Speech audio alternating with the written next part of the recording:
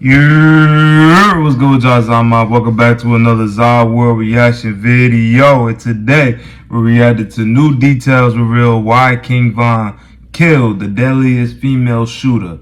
And it's a picture of Ki. And if y'all don't know the story of King Von and Ki, just look it up on YouTube. It's plenty of videos detailing that whole situation. And regarding King Von, y'all let me know in the comment sections on what you thought about his new album that just dropped on Friday. And they called it Grandson. I didn't see the point of calling it Grandson since he already had an album called Grandson Volume 1. I don't get the point. And with that album, I couldn't get jiggy with it. I feel like it was only like 1 or 2 songs on there. You know what I'm saying? One was Don't Miss, and the other one was the what was it called? It was the one that came out first, the first song that came out from that album that they teased the album for. Robberies, that's what it was. Robberies.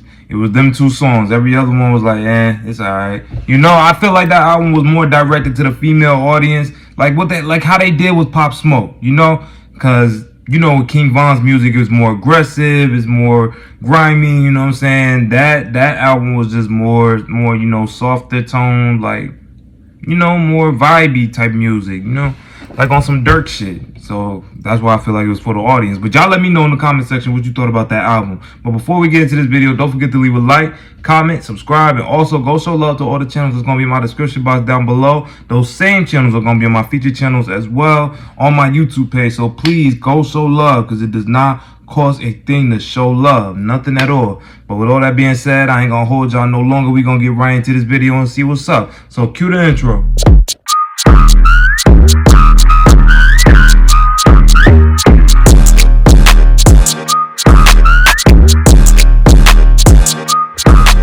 King Von, the infamous Chirac gunman, smoked Ki is a question that we still ask today. Yeah, for all the fame and money, Von had some scary tactics in the streets. As a matter of fact, he pretended that he had feelings for a girl called Ki. Yeah, I remember that. I remember that from the documentary. He planned out every move just to get closer to Ki and make her drop her guard. Which is crazy. When the time was right, Von went right in. Here's why he did it. King Von, who's took that drill shit serious. Born and raised in the tough old block neighborhood of Chicago's South Side.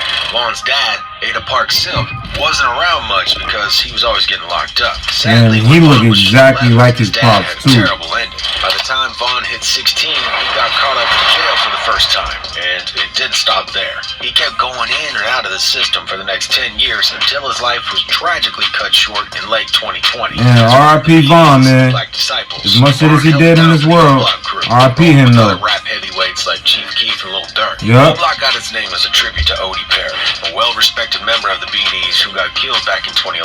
Unfortunately, Odie was just one more casualty in the never-ending war between the BDs from Parkway Gardens and the GDs, representing the 63rd and St. Lawrence area, right, also known as ST. Yo, look at that. That is crazy. You gotta think, bruh. Out of every city in the U.S., your ops is right up the street or right around the corner from you. You gotta think. That's why their numbers is so high. Well, was so high. I don't know. I don't keep track of their numbers like that since, like, you know what I'm saying, 2011, 2012, when the war was still, like, popping. Like, when that shit was going on, that shit was crazy. You heard about Chicago drills on a daily basis at that time. So, look at these. Look at the screen, bruh. They are right next to each other. So if they want to catch the other one at a gas station, at a fucking bus stop, at wherever, all they got to do is just go right up the way. And if they looking for a specific person, they just got to lay low, sit, park, wherever, right there until the nigga comes out, and then they got him. That is crazy to me. Like, them niggas is not far. They not stretched apart. They don't take a minute to get to each other. They're right there, bruh. Damn. Yeah, that's crazy. That's crazy. My salute to all the niggas, everybody in Chicago, because I know that shit's crazy. Or Tukaville. There's a rumor going around that a girl named Kira Barnes, aka Ki, was responsible for Odie's death. You probably heard of Ki before. She was a teenage girl who climbed her way up to she was like a female King Von. Gang members in all of Chicago. Despite starting out like any other normal girl, growing up in the violent South Side exposed her to so much death and violence that she adapted to her surroundings pretty quickly. How a lot of black kids end She up. was just a baby, They so adapt she to the grew up with a environment. protective instinct towards those close to her. As a teenager, she started hanging out with some GDs from the neighborhood. One of them being Tuka. In case you didn't know, Tuka, whose real name was Shondell Gregory, was a 15-year-old member of the Black Disciples who also got killed in 2011. After Tuka's death, the St. Lawrence area was renamed Tukaville in his memory. Tuka's death hit K.I. hard, and it played a part in her transformation into a ruthless individual. The BDs targeted Tuka in retaliation for the death of Edric Walker, who was supposedly killed by GD members. After Tuka's death, disrespecting him in music became a common theme for rappers from Everybody was doing including it. big names like Chief Keef and King Von. The O-Block and STL beef was no joke, especially after all the Tuka dissing took place. That's what Bruh, and with tension Tuka, between K.I. and with Tuka, look, at the end of the day, bruh, they made it, they was so disrespectful with it, they made smoking Tuka like a cultural appreciation. Like, everybody was like saying that. Even people that's outside of Chicago, out-of-towners, was saying it. You know what I'm saying? You had niggas in my city, you know what I'm saying that shit. But we were talking about weed. A lot of people from other cities was talking about weed because we referred it to as Tuka weed. A lot of people didn't know it was because of this, because it was an actual person. So, shit, I remember back in the day, I think it was 2016, the famous rapper of my city, Fetty Wap, Free Fetty Wap. This nigga has said, oh, I'm smoking on Tuka, and he got checked by FBG Duck and I think King Yella in them in his comment section on IG, and he switched that shit up real quick. You know what I'm saying? And it wasn't just him; it was a bunch of other people that did that shit too, cause they had to like let people know the story behind it, cause a lot of people didn't know. They just heard niggas like Chief Keef, Reese, Fredo Santana, RP Fredo. They were just saying smoking Tuka, so it just been referred to as weed. King Von. Once Tuka was gone, K.I. got deeper into the streets, no doubt. Word on the street is, on Tuka's birthday, K.I. and FBG Butta went out rolling, hunting for ops. They look like That's each when they other. came across Odie Perry and shot him off his bike. Damn. Odie was part of the BD set called Wick City, which later became O-Block. At first, nobody could believe that a teenage girl could take out a high-ranking member of one of the wildest gangs in Chicago. But as K.I.'s reps in the street grew, they couldn't deny the truth, man. K.I. was one of the most ruthless killers Chirac had ever seen. That's K.I. crazy. didn't just go after ops, man. She went after anyone who disrespected her. She wasn't Even other playing. females. She supposedly shot at T-Roy's female cousin, a respected member of O-Block.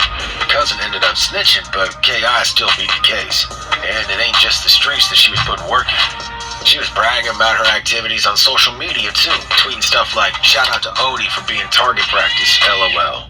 See? STL. And that's where her See? connection with King And that's where the Von bullshit, started. man. Even though Von and K.I. were considered ops, they had this weird mix of respect and flirtation going on. Yeah, that situation was weird. K.I.'s life, I ain't gonna hold you. Von admitted later on that he used to have a crush on her back in He the was day. trolling in that Don't interview. get it twisted. Just because they had some respect for each other as ops doesn't mean that they were cool. They were still bitter rivals, and if they ever caught each other slipping, it was on It was site. clear. Their relationship might be strange to some, but it was always a form of manipulation by Vaughn. It was just like a game to me, in my opinion, Kill each from other, Vaughn. the next minute, they'd be soft. Like Vaughn once tweeted, Kara be sounding sexy on the phone on David. He even tweeted at her once saying, good afternoon, wifey. She responded with a laugh like, LOL, funny. What up, dude? So even though they were enemies, it wasn't all just hostility between them. But their conversations weren't always lovey-dovey. There was an incident where K.I. tweeted something about Odie's death, and Vaughn reminded her about the time when he allegedly beat her up on the train. In the tweets, Vaughn kind of confesses to catching K.I. alone on the train and giving her a beatdown. So just because Vaughn kept sweet-talking her in, it didn't mean he was going to let her forget that they were ops. She killed one of his He was on a mission. After that, Vaughn supposedly went looking for K.I. at a corner store. But some of her friends blocked him from getting in. Vaughn took to Twitter to vent about the situation. As time went on, their relationship got more hostile and less friendly. In 2012, K.I. tweeted, "You was a goofy like 2 years ago when my twin FYB Butter beat yours, but you drilling now, laughed my little Dave Vaughn. Bruh. Obviously set Vaughn off, and they got into a full-blown Twitter war after that. Around that time, Vaughn also started beefing with another one of K.I.'s close friends, FBG Wooski. Wooski was another rapper and yeah, you hear this nigga name. You hear this nigga name in so many of them OTF nigga songs. It's crazy. And I looked up the story behind that. He got shot in his head and he survived, if I'm not mistaken. And then they still talking about him to this day. It's like this man got blessed to see another day, and they still coming at him. Look, I can't say if they're wrong for doing it. I just feel like everybody's wrong, because at the end of the day, we're doing like the government's job. We're doing like the white people's job, like the government, you know, the people's job. We're doing their job for us. So before people want to talk about, oh, police brutality, but let's talk about black on black crime. This is a clear indication of black on black crime, bruh. But then when people talk about it, when niggas like me talk about it, it's like, oh man, why you gotta talk about that? We don't gotta talk about it. We know what's going on. We know. Alright, we know, but we ain't doing shit about it. That's what I'm saying. And they were kids when they was doing this. They were young. They start off young with this shit. So it's like, it's just, man, I ain't gonna keep saying, I ain't gonna keep kicking the dead horse in every video. It's a never ending cycle. It's just like, we gotta do better, man. Cause they're killing each other over streets, over colors, well, not in this case, not over colors, but over streets and what side you live on, what set you claim, all that other shit. It's crazy, bro. Taken out a respected BD member. I ain't see it before, but now I see it. That shit's crazy. Wooski got accused of killing another O-Block member named Batum, who happened to be close to King Vaughn. So as a form of retaliation, Vaughn took out a guy named Modell, who was Wooski's cousin. That's when Wooski became one of the most hated ops from O-Block, and a strong mutual hatred between him and Vaughn started brewing. After Modell's death, Vaughn and Wooski went at it on Twitter. Things got heated real quick. K.I. ended up getting caught up in the drama too. During this argument, Vaughn straight up admitted to having multiple bodies, and he didn't hold back in going after self-snitching at an all-time high. This nigga documented that shit on Twitter. Serious, Vaughn got arrested for the murder of Malcolm Stuckey and ended up spending the next couple of years locked up fighting his case. The story goes that Vaughn took out Stuckey at a house party because the dude was giving him dirty looks. He left the party, got some backup from a BD homie. Oh yeah, he did put that shit in that nigga in the song. And they went back to the party to shoot at Stuckey and his crew chilling on the front porch. Stuckey didn't make it out alive. Yeah, they got shot at the party. Sorry, Harlem Shake. When the police started questioning folks, Big Mike snitched on Vaughn to get a lighter sentence. But when push came to shove, he chickened out and refused to testify, fearing retaliation from the BDs. King J, bruh, we ain't gonna talk about King J right now. We ain't not gonna talk about him. No other witnesses probably in another video come forward and testify, and there wasn't much other evidence to pin Vaughn down. So he managed to walk free while Big Mike took the fall. But even while Vaughn was locked up, he couldn't stop thinking about taking out K.I. So when Vaughn got back on the streets, he was all about revenge on that nigga was on a pure mission. In jail, Vaughn was supposedly involved in another murder, this time of a local drug dealer connected to the Jarrow City set known as P5. Rumor has it that Vaughn, along with other O-Block members like J Money and T-Roy, ambushed P5 when he was out making a sale, pumping him with bullets over 15 times in the face and body. K.I. had a close relationship with P5, and while Vaughn was in lockup, she allegedly took her revenge by killing J Money. Just a few months before J Money got murdered, he and K.I. were going at it on Twitter. All of these niggas getting killed, man. Left to right. So even though Vaughn had a little crush on K.I., she had gone and taken out two of his homies, Odie and J Money. On April 11th, 2014, K.I. and FBG Butter were heading to Wooski's crib. Around 6:30 p.m., K.I. dropped her location on Twitter, and Vaughn and his crew saw it. So Vaughn, along with Big A, he went in for the kill. Money, left O-Block and spotted Butter and K.I. It was the perfect chance for revenge for J Money and Odie. As soon as they saw the two, they started firing shots. Vanna managed to escape, but K.I., she got hit multiple times and later died from her wounds.